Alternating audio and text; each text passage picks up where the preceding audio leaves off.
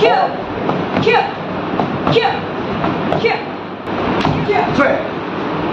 4, back, 5, 6, 7, 8, 9, go! কুডোর মঞ্চে শিলিগুড়ির Ishika Asia কাপের ট্রায়ালের ডাক পেল একমাত্র বাঙালি প্রতিযোগী। শিলিগুড়ির গর্ব ইশিকা রায় আবারও প্রমাণ করল ইচ্ছাশক্তি, অধ্যাবসায় এবং সঠিক দিশা থাকলে কিছুই অসম্ভব নয়। এবছর শিলিগুড়ি গার্লস হাই স্কুল থেকে উচ্চ মাধ্যমিক পাশ করে কলেজে পা রেখেছে পূর্ব মিলনপল্লীর বাসিন্দা ইশিকা। পড়াশোনার পাশাপাশি সে বরাবরই একনিষ্ঠভাবে অনুশীলন করে চলেছে মার্শাল আর্ট কুডোতে। সেন্সি সহদেব বর্মনের নেতৃত্বে ভারতনগর পাইপলাইন এলাকার প্রশিক্ষণ কেন্দ্রে প্রতিদিন কয়েক ঘন্টা কঠোর অনুশীলন করে ইশিকা। শুধু তাই নয়, বাড়িতেও সে নিজেকে প্রস্তুত রাখে। এই নিষ্ঠার ফল স্বরূপ চলতি বছরের মে মাসে পুনেতে অনুষ্ঠিত জাতীয় কুডো চ্যাম্পিয়নশিপ থেকে ইশিকা রৌপ্য পদক জয় করে।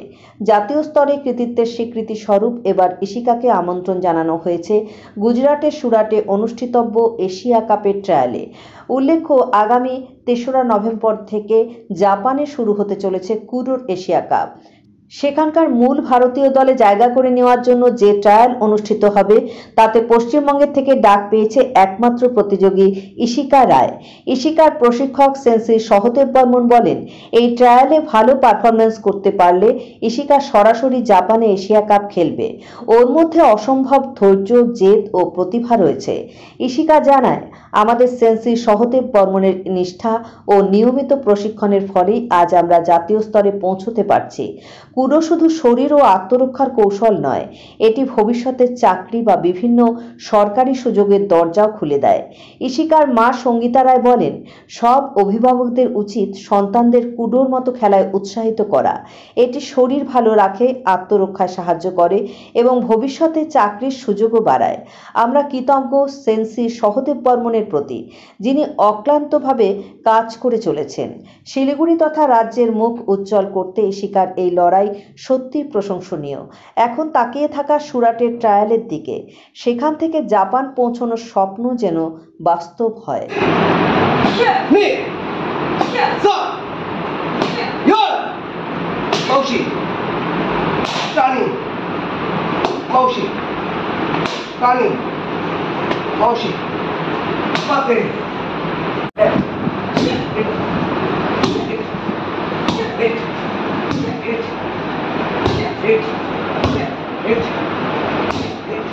নমস্কার। নমস্কার।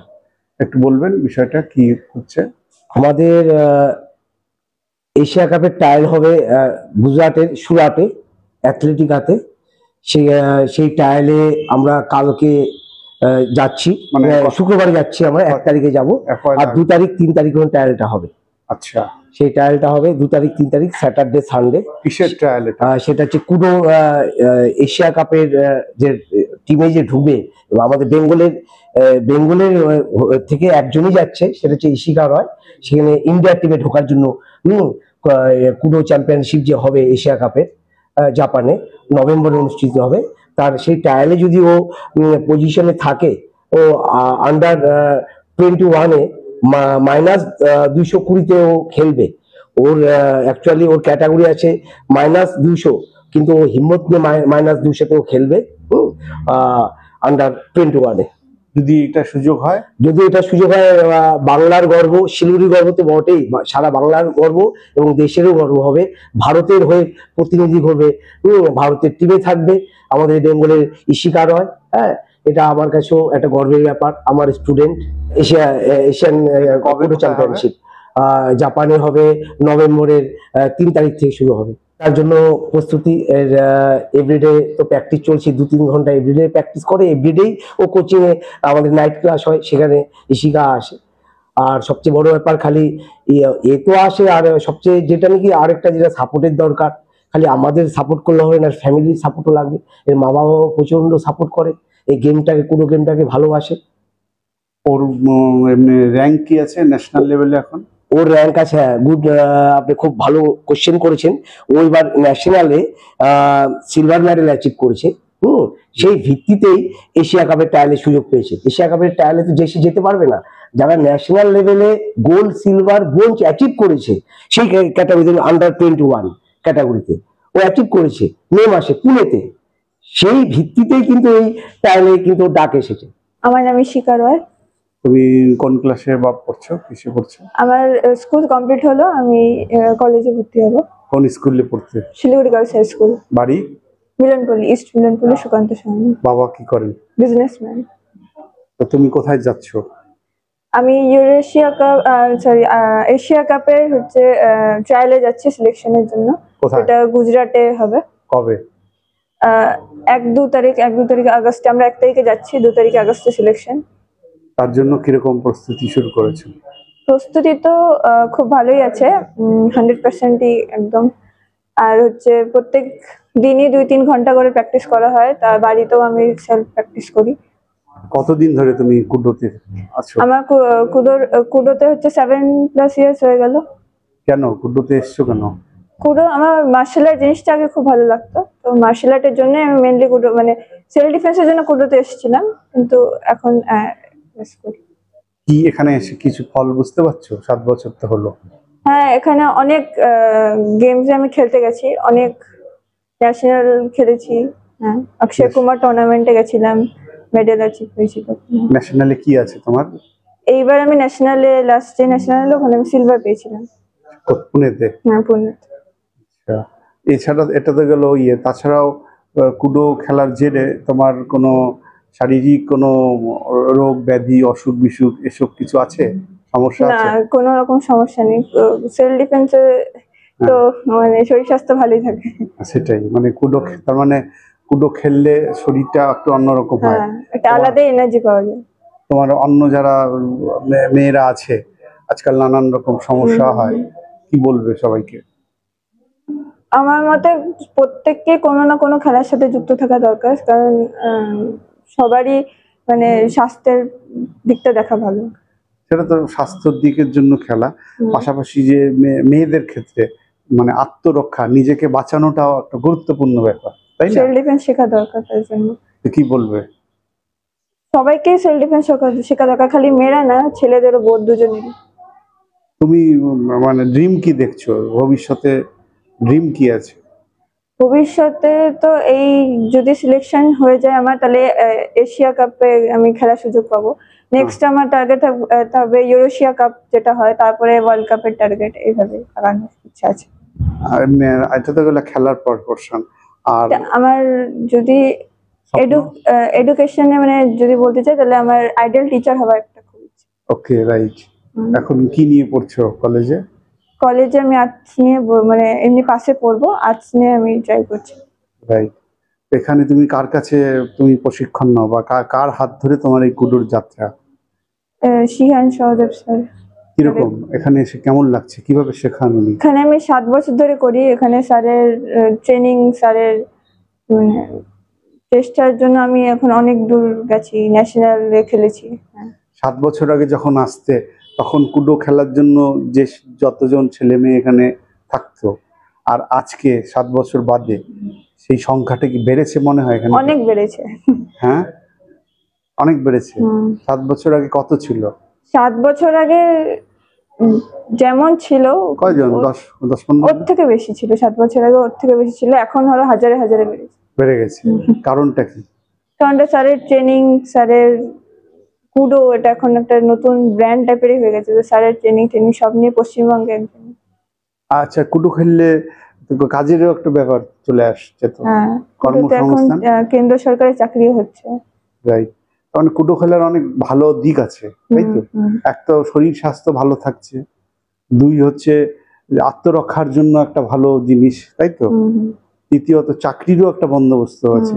আজকাল চাকরি বাকরি পাওয়া মুশকিল, কোঠা আছে এর জন্য, তাই তো? কি বলবে সব মিলিয়ে, কি বলবে? কুডো করে, হ্যাঁ, কুডো করা দরকার। তুমি কতক্ষণ করো প্র্যাকটিস কুডো? এখানে 2-3 ঘন্টা হয়, বাড়িতেও আমি সেলফ প্র্যাকটিস করি রেগুলার প্রত্যেকদিন। বলুন। আমার নাম সঙ্গীতা রয়। আপনার মেয়ে?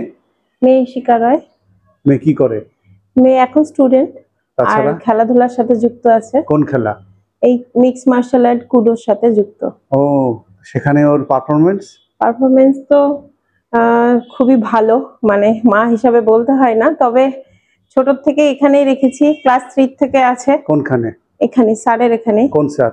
সহদেব বর্মন স্যার। ওকে। এখানেই আছে, চলছে প্র্যাকটিস। অনেক ন্যাশনালে, অনেকগুলো ন্যাশনালও খেলেছে, ইন্টারন্যাশনাল খেলেছে, অক্ষয় কুমার টুর্নামেন্ট খেলেছে, ন্যাশনালে পদকও আছে। এবারও ও ভালো পারফরমেন্স করেছে, ওখান থেকে সিলভার জিতে এসছে পুনেতে। হ্যাঁ। এর এখন আগের কোথায়? বছর ইউরেশিয়া কাপের জন্য ট্রায়ালে গেছিল, অনেক চেষ্টা করেছে, প্র্যাকটিস অনেক করে, ও সারাদিন নিজে সেলফ করে বাড়িতে, আবার স্যারের সেন্টারে এসেও করে।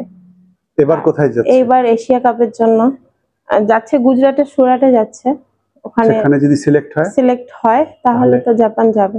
তারপরে নেক্সট ইচ্ছা আছে এটা করে, মানে টার্গেট গুলো ওটাই আছে যে ইউরেশিয়া কাপ, বিশ্বকাপ এগুলো খেলুক। ব্ল্যাক বেল্ট তো হয়ে গেছে, নেক্সট আবার সেকেন্ড ব্ল্যাক বেল্টের জন্য বসাবো।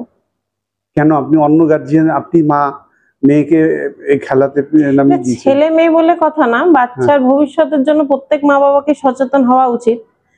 আর যদি সেটা বলেন যে মেয়ে বা কিছু, সবসময় তো বাবা মার সাথে চলতে পারে না, চাই যে ও একা চলা শিখুক, তার জন্য আত্মশক্তিটার জন্য ওর নিজস্ব পাওয়ারটা ভেতরে দরকার।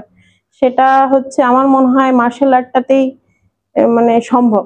সেই জন্য হ্যাঁ, নিজে চলতে পারবে, বাইরে যেতে পারবে। এখন পড়তেও যদি বাইরে যায়, তার জন্য একা ওখানে গিয়ে থাকা, সবকিছুই করতে পারবে। এই একটা ভেতরে যদি শক্তিটা থাকে, আমার মনে হয় তাহলে সম্ভব। প্রত্যেকেরই উচিত, কি ছেলে কি মেয়ে প্রত্যেকেরই। একটা গার্জিয়ানদের উদ্দেশ্যে কি বলবেন? বলবো যে সবাই আসুন, যোগদান করুন বাচ্চাদের, কারণ এটা আরেকটা বেনিফিট আছে যে কেন্দ্র সরকারের সমস্ত চাকরি স্পোর্টস কোটায়, ওরা 18 বছর পার হলে যদি ন্যাশনালে মেডেল থাকে, ওরা আগে অ্যাপ্লাই করতে পারবে।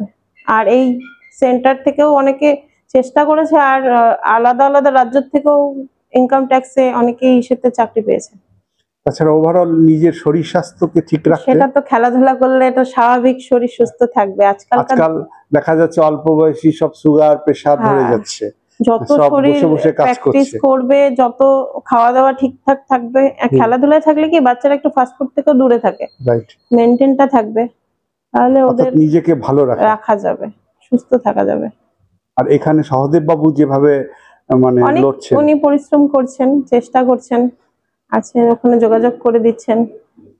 অন্যদেরকে একটু সচেতন হওয়া দরকার। 100বার আমি বলবো, প্রতিটা গার্জিয়ানকেই বলবো যে বাচ্চাদের ভবিষ্যৎটা একটু চিন্তা করুক, যে হ্যাঁ আমি এই জায়গায় পাঠালে যে ভবিষ্যৎটা আছে, চাকরি বাকরিও আছে, একটা সবকিছু সম্মানটাও আছে, সবই আছে।